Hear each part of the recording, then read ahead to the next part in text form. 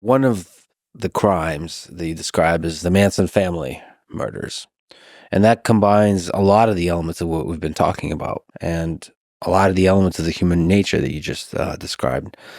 So can you just tell this story at a high level as you understand it?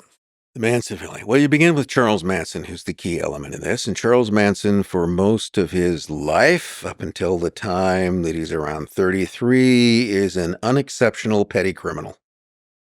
In and out of prison, reform school from an early age, not really associated with violent crimes. He did stuff like steal cars, write bad checks, became an unsuccessful pimp and drug dealer.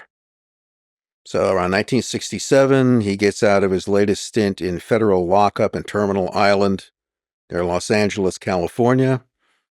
By that time, he's learned how to play the guitar, has ambitions to become a musician, and also has proclaimed himself a Scientologist. Not that he ever seems to have practiced, but that's what he would claim that he was. Kind of, self-educated himself in prison to a certain degree. And so when he gets out of prison in 67, he was a model prisoner. He behaved himself, and seemed, you can sort of imagine his life is going in a completely different direction. And here again, I'm going to say something kind of good about Charles Manson, which is that he actually was a decent singer. Oh. If you really sort of listen to some of the stuff he did, he's not a great singer, but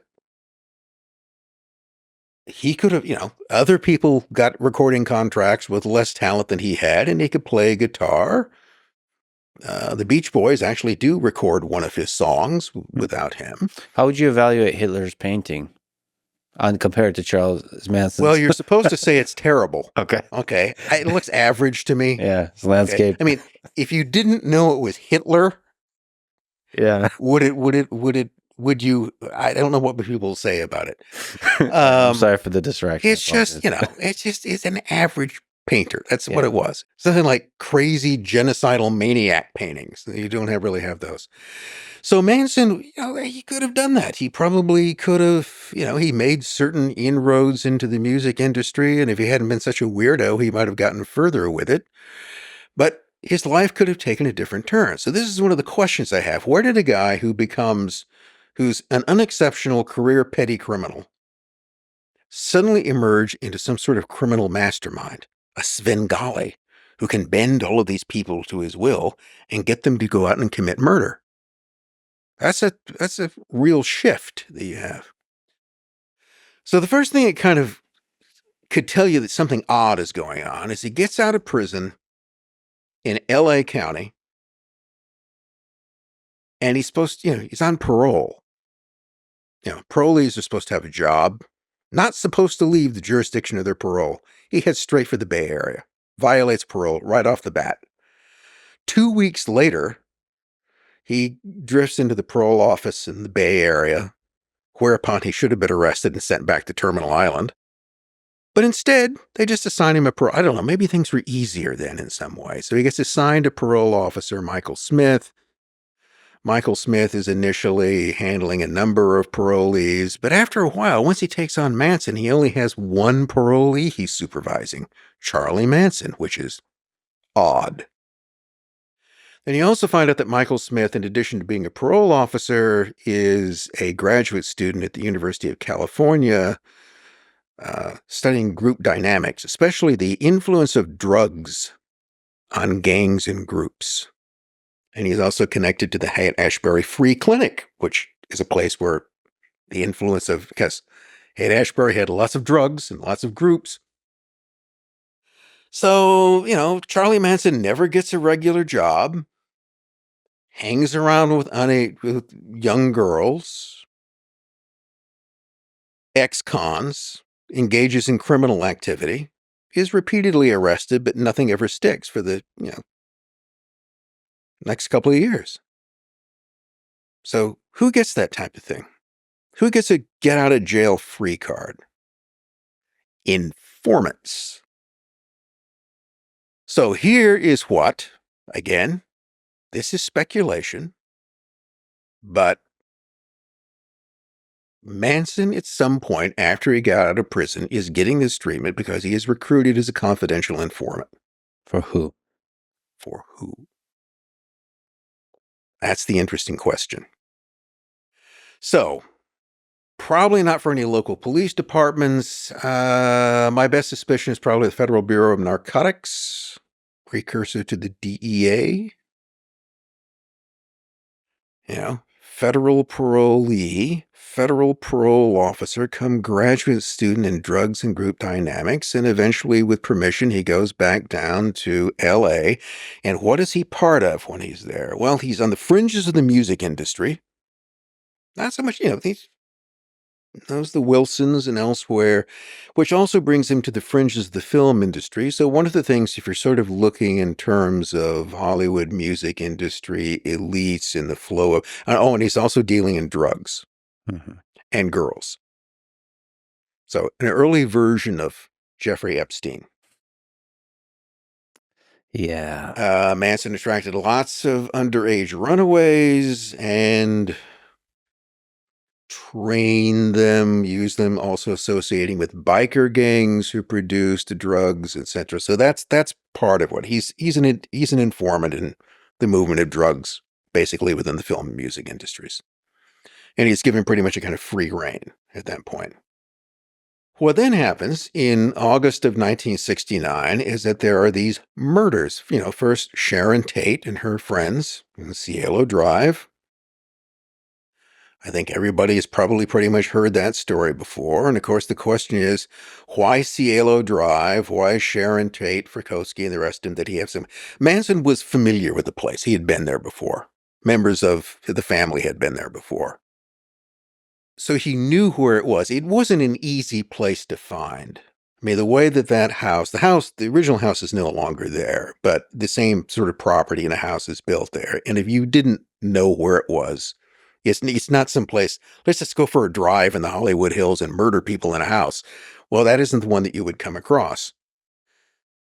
There are lots of connections there. Wojtek Frykowski, who was one of the people killed at the Cielo Drive house, was involved in drug dealing. That's a possible connection between the two, probably a fairly likely one. Probably not unfortunate Sharon Tate at all. She was probably in the wrong place at the wrong time. Her husband might have been. You never know. And then the next night, after the slaughter there, which, by the way, Manson is not at. So this is one of the interesting things about it. Is Charles Manson doesn't kill any of these people. His crime is supposedly ordering the killings to be done. He supposedly thought that the killings at the Tate house were sloppy. And he was going to give everybody a crash course in how you apparently commit seemingly random murders. So the next night, he takes a group of people over to the LaBianca's house in a different section of LA. And you've got Lena and Rosemary LaBianca. The guy is a grocer. His wife runs a dress shop, upper middle class. And, they're bound, gagged, and hacked to death. And as at the Tate residence, various things like piggy are written, various messages in blood, things that are supposed to look like cat's paws, because one of the groups trying to be framed for this was the idea was the Black Panthers. So the general story that comes out in the subsequent trial is that this was all a part of something called Helter Skelter, which Manson supposedly was an idea that sounds like a Beatles song. That's where he got it from. He thought the Beatles were talking to him through their music, and that there was going to be an apocalyptic race war. And this was all part of a plan to set this off. So this is why the Black Panthers were trying to be implicated in this. Although how it was supposed to do that is never really explained. Here is what I think was really happening. What really happened and how I think it fits together. Before Sharon Tate and her friends, or the LaBiancas, were killed, there was a murder by members of the family of some of the same people involved in the later killings of a musician drug manufacturer by the name of Gary Hinman. So Manson again was involved in the drug trade. And Hinman made them. He was a cook, basically. And he brewed them up in his basement, sold the drugs to Manson, who sold them to biker gangs like the Straight Satans, which was one of the groups that he used, and they distributed them elsewhere. Well, one day, the Straight Satans show up and complain that the last batch of meth, or whatever it was that they got from Manson, had made some of their brothers very, very ill, and they were quite unhappy about that, and they wanted their $2,000 back. Manson had gotten those drugs from Gary Hinman. So he is unhappy, and he sends Bobby Beausoleil and a couple of the girls over to Hinman's place to get the money from him. As the story is later related, I think, by Susan Atkins, Hinman denied that there was anything wrong with his drugs and refused to pay up, which led to a interrogation torture session in which he was killed. Yeah. And the idea was here, what are we going to do with that? Well, one of the other groups that Hinman had sold drugs to were, guess what? People associated with the Black Panthers. So we'll leave these things up and it will make them, they will do it. So it's Bobby Beausoleil who then takes Hinman's car and decides to drive it up the coast. By the way, with a bloody knife with Hinman's blood and hair on it, and blood on the seats in the car, and then he pulls it off the road and decides to sleep it off, and he gets busted. Right. So find Hinman's body, find Beausoleil in Hinman's car with a bloody knife with him. Yeah, he gets arrested. So Beausoleil was very popular with some of the girls. There's consternation in the family that Bobby has been arrested. So how can we possibly get Bobby out of jail? Copycat killings. Mm-hmm. So if we go kill more people and we make it look the same, then see, Bobby couldn't possibly have done it. No, see, he just borrowed the car. Okay, he stole the car, but the knife was already in. He didn't have anything to do with this. So that, to me, makes the most sense out of what followed. How often do people talk about that theory? That's an interesting theory. Well, it's there. It's just not the one that Bugliosi wanted to go with Helter Skelter because it was, again, it was a story that people could understand. Yeah. And it was sensational and it would catch on. Also, another probable issue in that was that his star witness was Linda Kasabian. Linda Kasabian, she was present at both the Tate and LaBianca murders. She didn't participate in the killings, according to her. She sort of drives the car, but everybody else talked about what had happened. Well, okay, she turns state's evidence and gets total immunity. And it's largely in her testimony that all the rest of the case is based. Now, if you start throwing into the equation that she proclaimed her love for Bobby Beausoleil, and that she, according to others, was the chief proponent of the Copycat killings, well, then that would get messy. Now, there's one guy that's at the center of this. It's Charles Manson. He ordered all of this done to ignite a race war, even though how would any of that do it? Okay. So that doesn't make sense. But he is nevertheless at the center of this because he's the glue of the family, right? He exerts a tremendous amount of psychological control over them. How was he able to do that? Sorry to interrupt. What? Because you said he was a petty criminal. It does seem he was pretty prolific in his petty crimes. Like he did a lot of them. He had a lot of access to LSD. Okay. Which he started getting at the free clinic in San Francisco. So lots of it floating around. Some descriptions of the family at Spawn Ranch is that people were basically taking acid on a daily basis, which, by the way, was also a potential problem with Linda Kasabian's testimony, since she also admitted to being high most of the time and also thinking she was a witch. All right. So you want to put her, okay. Where do you want to go with that? See, if Manson wasn't Manson, if he hadn't acted like if he hadn't actually acted like the crazed hippie psycho goofball that Bugliosi painted him as being, then Kasabian's testimony wouldn't have been as strong because the first thing against her is you've gotten immunity for telling the story the prosecution wants. That's a little iffy. And we won't even bring in the witch and the drugs and being in love with Bobby Beausoleil. All right. So if Manson had, been dressed like you, sitting there in a suit and tie, and it behaved himself and spoken normally, things might have, this isn't to say that he wasn't guilty as hell. So what he supposedly did was to inspire all of these killings. And I think that's probably, sort of beginning with the Hinman killing. He told them to go over there and get the money, one way or the other. I don't know whether it's clear whether he told them if you don't get the money, kill him, but Hinman's dead.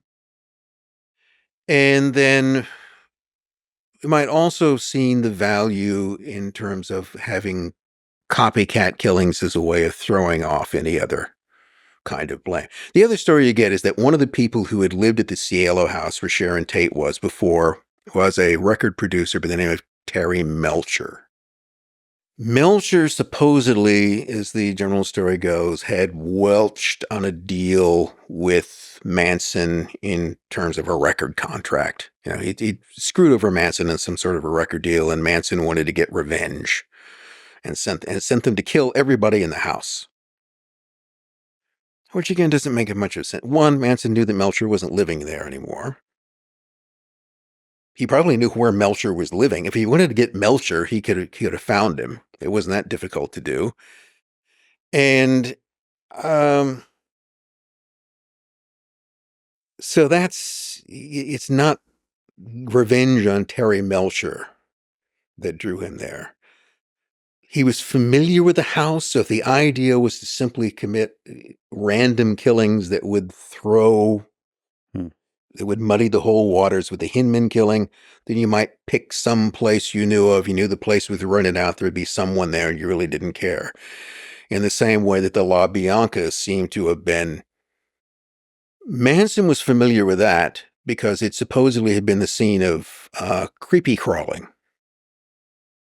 This is little interesting things that the family would be taught to do. Creepy crawling is when you sneak into somebody's house at night while they're there asleep or when they're not there, and you move things around. So when they get up in the morning or they come home, they'll suddenly notice that someone has been in their house, which will freak them out, which is the whole point of that. But it doesn't seem like the murder or the creepy crawling was creepy crawling maybe. But it doesn't seem like the murder, like some of the other people you've covered, like the Zodiac Killer, the murder is the goal.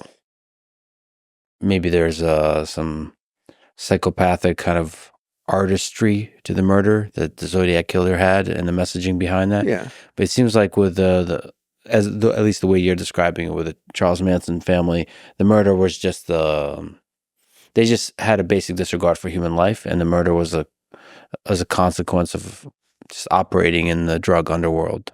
So Manson set up a kind of base at a thing called the Spawn Movie Ranch, which was an old movie ranch out on the northwest edge of LA. And they just kind of camped out there. He used the girls, in particular Squeaky Fromme, to get the owner or operator, I think George Spahn, to let them hang out there. And basically, she slept with him, and he was perfectly happy to let them hang out. They also had a place out in the desert that they had. They dealt in credit card fraud, stolen cars. It was kind of a chop shop that they ran out of the place. So he had a fairly good little criminal gig going, which with the protection he had probably would have. The one thing they couldn't cover him on was murder. So you think there was, if he was an informant, you think there was still a connection between DEA, FBI, CIA, whatever, with him throughout this until he came into murder? The real question is, there is a book written on this by Tom O'Neill called Chaos.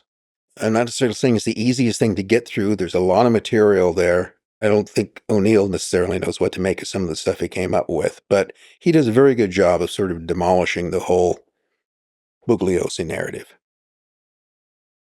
And one of the people he mentions is a name that I had run into elsewhere. And so I really paid attention to it when I saw it again. And the name is Reeve Whitson.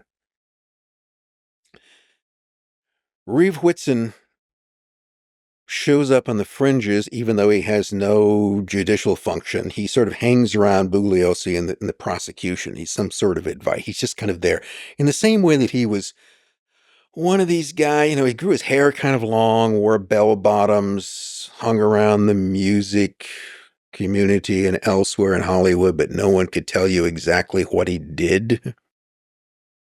I know what he did later, but a decade later, he shows up as a CIA officer in Central America. So, Reeve Whitson, later in his career at least, is CIA. What was he in 1969? What is he doing in this? The other thing about it is he appears to have been the person who called. There's a whole question of when the bodies at Cielo Drive are discovered. So the general story is that Sharon Tate's housekeeper shows up around 8:30 in the morning, finds the bloody scene, and goes screaming next door. But there was another fellow who knew, I think the owner of the house is a photographer. Last name may be Hatami. He gets a call earlier in the morning saying that there have been murders there. And the person he recalls calling him is Reeve Whitson. So someone had been at the house before the bodies were discovered, and they had not called the police. So I don't know what's going on there, but it's a curious kind of situation. And Manson, in a lot of ways, just kind of self-immolates himself. I mean, his behavior at the trial is bizarre. It's threatening. It's disruptive. You know, he's got his girls out on the street carving X's in their forehead, carrying knives. One of the attorneys, initially his attorney, Ron Hughes, becomes Van Houten's attorney, and he figures out that the three girls, supposedly on Charlie's insistence, are going to confess. And they confess that it was all their idea, and Charlie had nothing to do with it. Hughes doesn't like this because his defense for her is that she was under his influence and therefore not responsible for her own actions. He was having psychic control, so he refuses to go along with it. There's a break in the trial. He goes camping up in the mountains with some friends, disappears during a rainstorm, and then some months later, his decomposed remains are found.